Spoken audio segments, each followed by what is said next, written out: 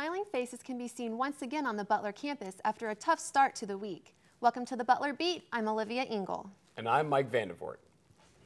The good news is Butler's men's basketball team made it to the NCAA National Championship for the second year in a row, the only Indiana school ever to do that.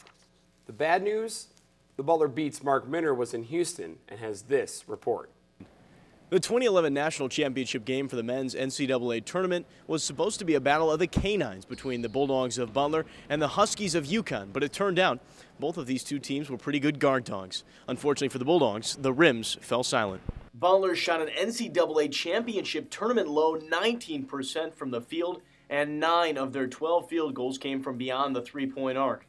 Bulldogs had just 2 points in the paint compared to the 26 by the Huskies. Senior Matt Howard wasn't even aware how low the numbers had gotten.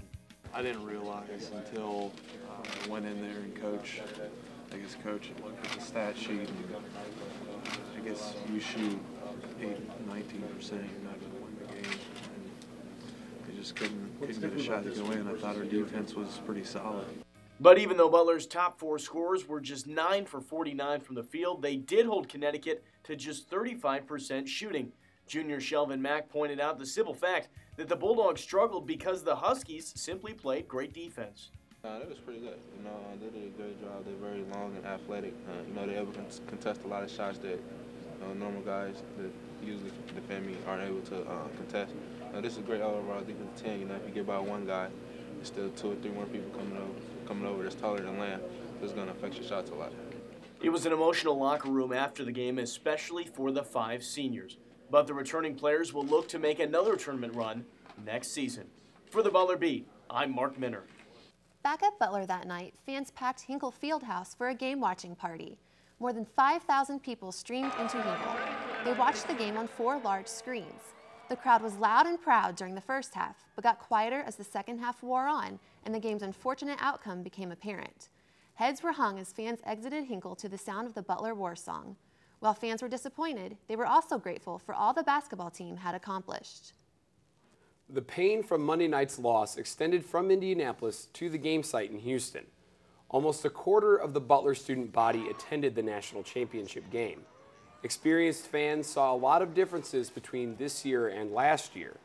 Other students saw a bright spot in an otherwise gloomy night.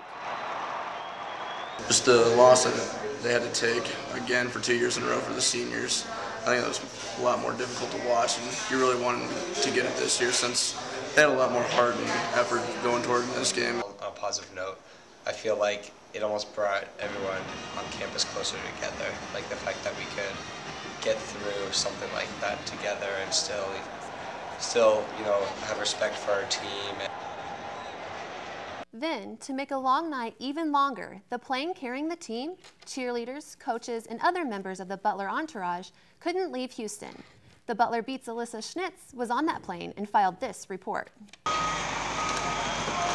After 3 weeks of traveling and a heartbreaking ending to the NCAA tournament, the Butler Bulldogs wanted nothing more than to get back home.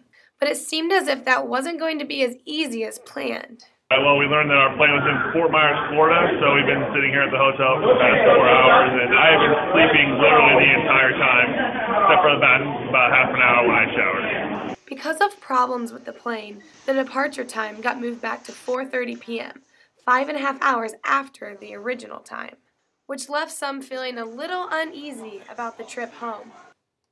Yeah, I'm a little worried to get on the plane. I'm a little bit nervous. There have been some mechanical difficulties, and I just really hope they got them fixed before we fly back to Indy.